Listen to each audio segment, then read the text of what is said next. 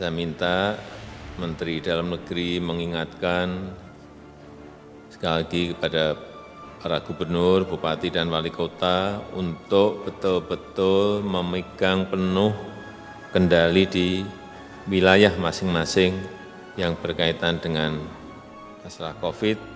Saya ingin ingatkan bahwa ada 2 provinsi yang menurut saya perlu perhatian khusus karena peningkatan dalam minggu ini, dalam 2-3 hari ini peningkatannya sangat drastis sekali, yaitu Jawa Tengah dan DKI Jakarta. Agar dilihat betul-betul kenapa peningkatannya begitu sangat drastis. Pada sore hari ini kami ingin menyampaikan tentang perkembangan penanganan COVID-19 di Indonesia pada tanggal 1 Desember 2020.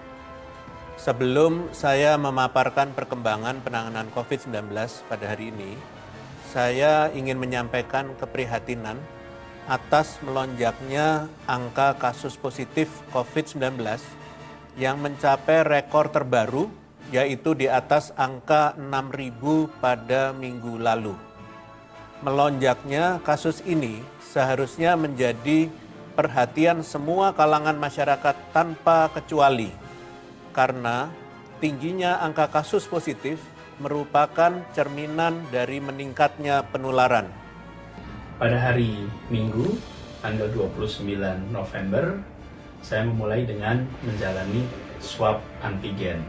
Karena beberapa hari sebelumnya kita ketemu tadi, dan hasilnya negatif. Lalu hari Senin tanggal 30 November, saya kembali menjalani swab PCR sebagai konfirmasi atas hasil antigen hari sebelumnya. Dan ternyata malamnya dini hari saya mendapatkan kabar kalau hasilnya positif.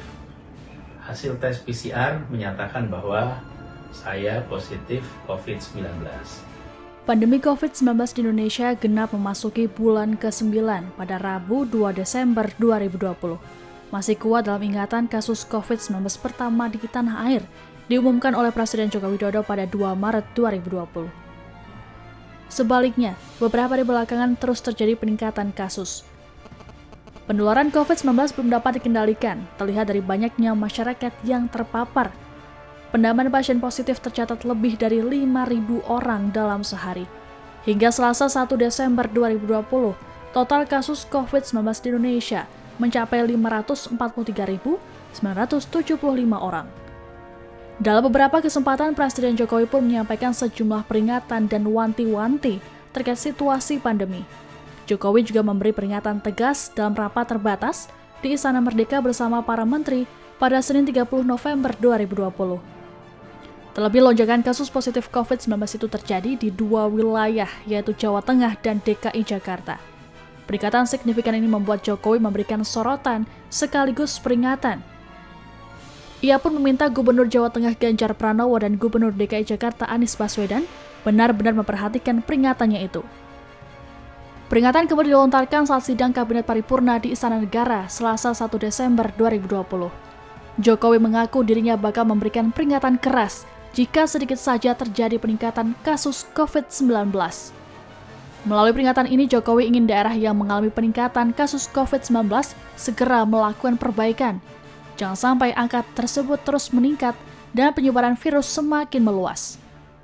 Lanjutnya, ia meminta agar Menteri Dalam Negeri Tito Karnavian mengingatkan para kepala daerah untuk melindungi keselamatan warganya. Pada Selasa 1 Desember 2020, juru bicara Satuan Tugas Penanganan COVID-19, Wiku Adhisa Smito, mengungkap kekecewaan karena jumlah daerah yang masuk status zona merah naik cukup drastis. Pada saat yang sama, Wiku mengungkapkan adanya penurunan jumlah daerah dengan status zona hijau. Berdasarkan data yang dihimpun Satgas hingga 29 November 2020, tercatat ada 50 kabupaten atau kota berstatus zona merah atau berisiko tinggi. Jumlah ini meningkat dari sebelumnya yang tercatat sebanyak 28 kabupaten atau kota berstatus zona merah. Dari data yang sama, tercatat jumlah daerah berstatus zona hijau tak ada kasus sebanyak 6 kabupaten atau kota. Jumlah ini berkurang daripada sebelumnya di mana tercatat 10 kabupaten atau kota berstatus zona hijau. Merujuk pada data tersebut, Wiko mengajak pemerintah pusat, daerah, dan masyarakat untuk mengevaluasi komitmen dalam penanganan COVID-19. Gubernur DKI Jakarta Anies Baswedan diketahui terkonfirmasi positif COVID-19. Dalam sebuah keterangan tertulis, Anies menyampaikan bahwa dirinya dinyatakan positif COVID-19 berdasarkan tes usap yang hasilnya keluar pada Selasa 1 Desember 2020 dini hari. Anies menceritakan kronologi ia dinyatakan positif COVID-19 setelah Wakil Gubernur DKI Jakarta Ahmad Riza Patria yang lebih dulu positif pada 29 November 2020 lalu. Ia mengungkapkan dirinya kemungkinan terpapar COVID-19 dari Riza Patria karena sering berinteraksi cukup dekat dalam beberapa kesempatan kerja. Terjangkitnya Gubernur DKI Anies Baswedan dan wakilnya Ahmad Riza Patria itu menjadi keprihatinan sendiri bagi Satgas COVID-19. Artinya, menurut Wiku Adhisa Smito, virus corona menulari siapapun, tidak memandang status. Sementara itu, Gubernur Jawa Tengah Ganjar Pranowo membantah bahwa Jawa Tengah disebut sebagai biang kerok kenaikan kasus COVID-19 di Indonesia. Satgas COVID-19 merilis penambahan kasus COVID-19 di Jawa Tengah meningkat sebesar 2.063 kasus pada Minggu 29 November 2020. Sementara di hari yang sama, Dinas Kesehatan Jawa Tengah mencatat jumlah penambahan kasus di Jawa Tengah sebanyak 844 kasus. Ganjar mengakui bahwa memang terjadi kenaikan kasus konfirmasi positif COVID-19 di Jawa Tengah.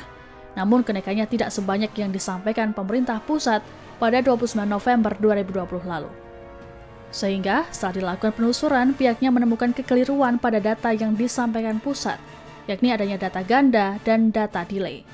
Di beberapa kesempatan Jokowi mewanti-wanti jumlah kasus yang tinggi hingga penularan yang belum terkendali. Kepala daerah tak luput dari sorotan.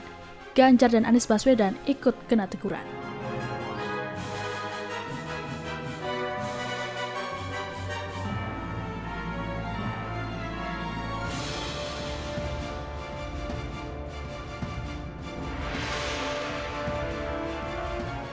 Terima kasih sudah nonton.